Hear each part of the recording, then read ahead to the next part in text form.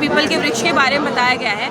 ये संसार रूपी उल्टा लटका हुआ पीपल का वृक्ष है। इसकी जो जड़ है, मूल है, वो कबीर परमेश्वर है। इसका तना है अक्षर पुरुष, जिसको हम परब्रह्म कहते हैं। इसकी एक मोटी शाखा है जिसको क्षर पुरुष, ब्रह्म, ज्योति, निरंजन, काल भी हम कहते हैं। इसकी 3 शाखाएं हैं, ब्रह्मा, विष्णु, महेश और पत्ती रूपी संसार है। जब तक हमें तत्व ज्ञान नहीं होता, हम इस पेड़ को उल्टा करके रखते हैं। हम ब्रह्मा विष्णु महेश तक की ही साधना करते हैं। ब्रह्मा विष्णु महेश की साधना कर रहे हैं, हमने पेड़ को उल्टा कर दिया।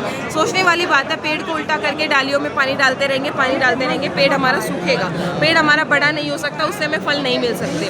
तो हम जो है अपने मनुष्य जीवन को इस तरह से नाश कर रहे हैं जैसे हमने एक पेड़ को उल्टा लगा लिया हो। अगर हमें पेड़ से फल चाहिए तो हमें पेड़ को सीधा करना होगा, जड़ में पानी डालना होगा और पेड़ को सीधा करेंगे यानी कबीर परमेश्वर की भक्ति करेंगे, तभी हमें यहाँ पे छाया भी मिलेगी, यानी यहाँ के सारे सुख भी मिलेंगे और साथ ही साथ फल भी मिलेगा, यानी जो मोक्ष प्राप्ति है उद्देश्य मनुष्य जीवन का, वो भी तभी संभव होगा जब हम कबीर परमेश्वर की भक्ति करेंगे। ये हमारा मनुष्य शरीर है जिसके अंदर 5 कमल चक्र बने हुए हैं, जिसके अंदर देवता निवास करते हैं। कंठ कमल में देवी दुर्गा जी, स्वाद कमल में कंठ कमल में देवी दुर्गा जी, हृदय कमल में शिव जी और पार्वती जी, नाभि कमल में विष्णु जी और लक्ष्मी जी, स्वाद कमल में ब्रह्मा जी और सावित्री जी और मूल कमल में गणेश जी। ये देवता हमारे शरीर में निवास करते हैं। और जो ऊपर 2 पंखुड़ी वाला कमल है उसको त्रिपुटी कमल कहते हैं, जहाँ पे काल निवास करता है और सतगुरु रूप में परमेश्वर निवास करते हैं। तो ये हमारा शरीर है, इसके अंदर देवता निवास करते हैं। कुछ लोग बोलते हैं कि संत रामपाल जी महाराज जी देवी देवताओं की भक्ति छुड़वाते हैं। संत रामपाल जी महाराज जी कहते हैं, तीनों देवा कमल दल बसे, ब्रह्मा विष्णु महेश, प्रथम इनकी वंदना फिर सुन सतगुरु उपदेश।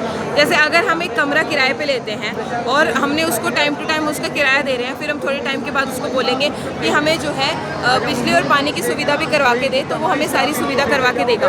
एक दूसरा व्यक्ति जिसने कमरा किराए पे लिया है, वो किराया तो दे ही नहीं रहा उसका और फिर बोल रहा है मुझे बिजली और पानी की सुविधा भी चाहिए, तो मकान मालिक उसको सुविधा नहीं देगा क्योंकि वो किराया तो दे ही नहीं रहा। तो इसी तरीके से हम इनके लोक में रह रहे हैं, इन देवताओं के लोक में, हमें यहाँ पे सुख चाहिए तो किराया देना पड़ेगा। और वो किराया क्या है?